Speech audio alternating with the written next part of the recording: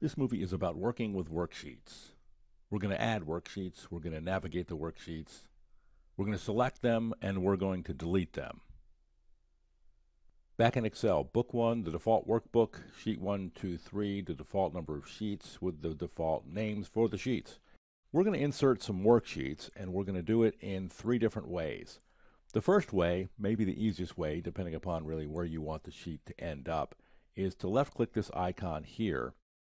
We get a screen tip that says Insert Worksheet, Shift F11. We can Shift F11, but we can also left-click this icon and add sheets to the end, sequentially, 6, 7. If we want to add a sheet within our sequence of sheets, Shift F11 would probably be the way to go. Shift F11, a worksheet is inserted in front of the active sheet. The active sheet is now Sheet 8. Shift F11, Sheet 9 gets inserted before Sheet 8. Yet a third way to insert worksheets is to get the shortcut menu, right-click, left-click Insert. Worksheet is selected by default, left-click OK, and we get Sheet 10 inserted before what was the active sheet when we pulled up the shortcut menu. I'm going to left-click the Insert Worksheet icon to insert a number of sheets.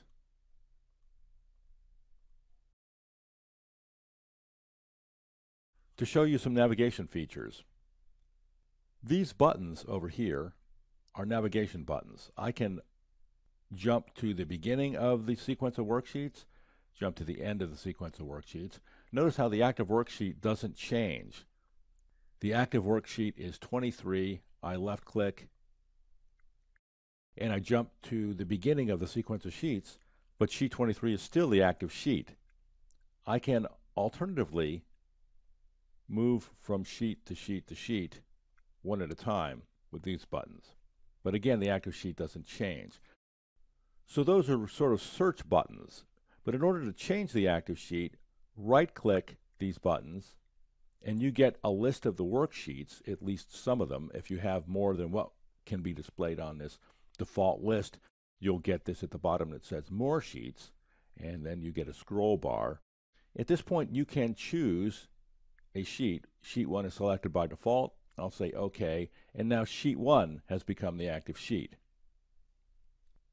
Another way to navigate the worksheets is to press and hold the Control key and then press the page down key.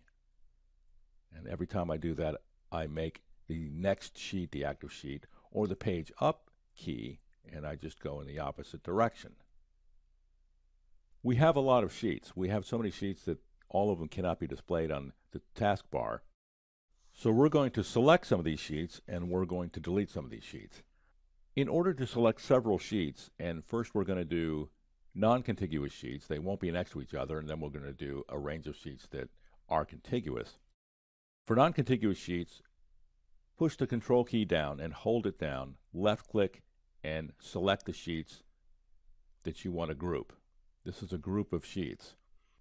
I'm going to delete these sheets by right-clicking, getting the shortcut menu, left-clicking Delete, and those sheets are now gone.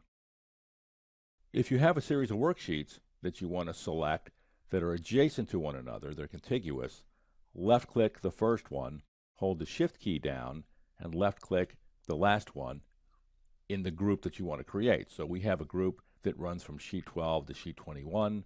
I'm going to right-click and delete that group.